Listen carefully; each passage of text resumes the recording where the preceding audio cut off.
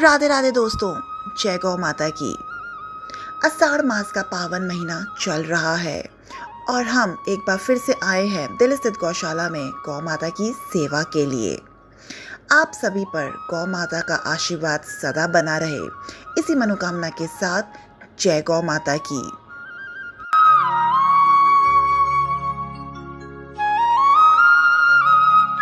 दोस्तों, आइए जानते हैं आषाढ़ मास का महत्व।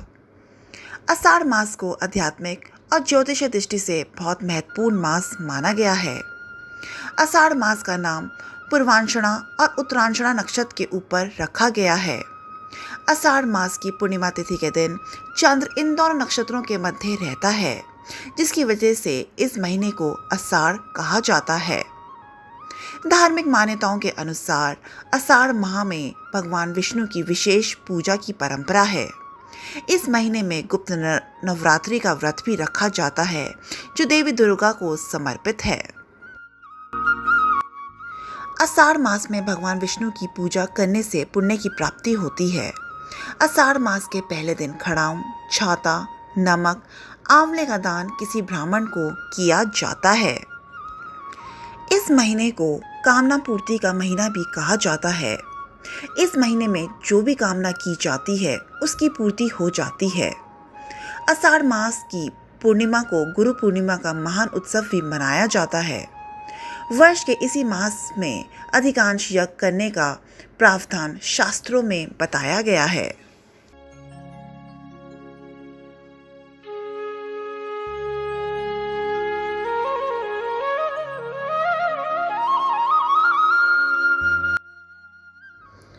आषाढ़ मास में गुप्त नवरात्रे भी मनाए जाते हैं। आषाढ़ मास में मनाए जाने वाले गुप्त नवरात्रि पर्व विशेष रूप से सौभाग्य और मनोकामनाओं की पूर्ति का आशीर्वाद प्रदान करते हैं।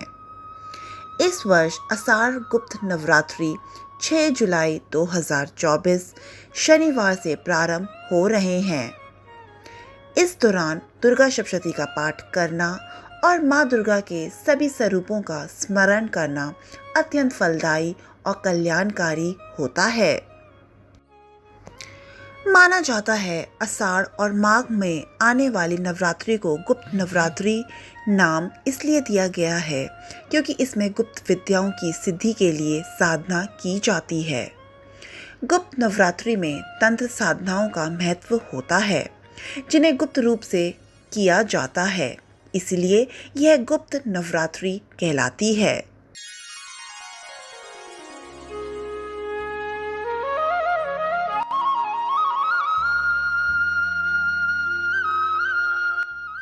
आषाढ़ मास में मंगल देव और सूर्य देव की पूजा का भी विशेष प्रावधान है।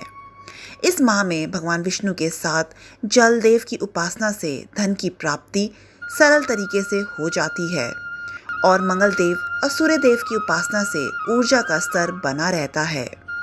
इसके अलावा देवी की उपासना भी शुभ फल देती है।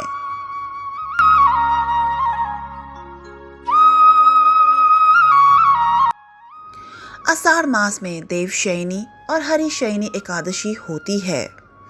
इस माह में सभी देव सो जाते हैं, जिसके कारण सभी तरह के मांगलिक और शुभ कार्य बंद हो जाते हैं। आषाढ़ मास से ही चतुर्मास प्रारंभ हो जाता है। चतुर्मास 4 महीने की अवधि का होता है, जो आषाढ़ शुक्ल एकादशी से प्रारंभ होकर कार्तिक शुक्ल एकादशी तक चलता है। इस अवधि में यात्राएं रोककर संत समाज एक ही स्थान पर रहकर व्रत, ध्यान और तप करते हैं।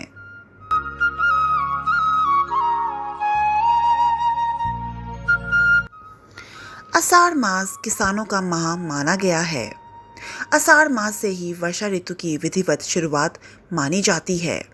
कृषि के लिए यह मास बहुत ही महत्वपूर्ण माना जाता है।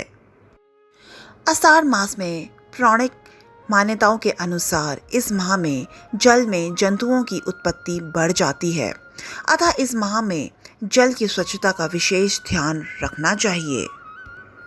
आषाढ़ मास में पाचन क्रिया भी मंद पड़ जाती है, अतः इस मास में सेहत का विशेष ध्यान रखना चाहिए।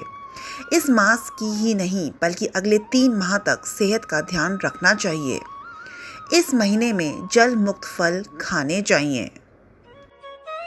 आषाढ़ मास की पूर्णिमा तिथि को बहुत ही खास माना जाता है।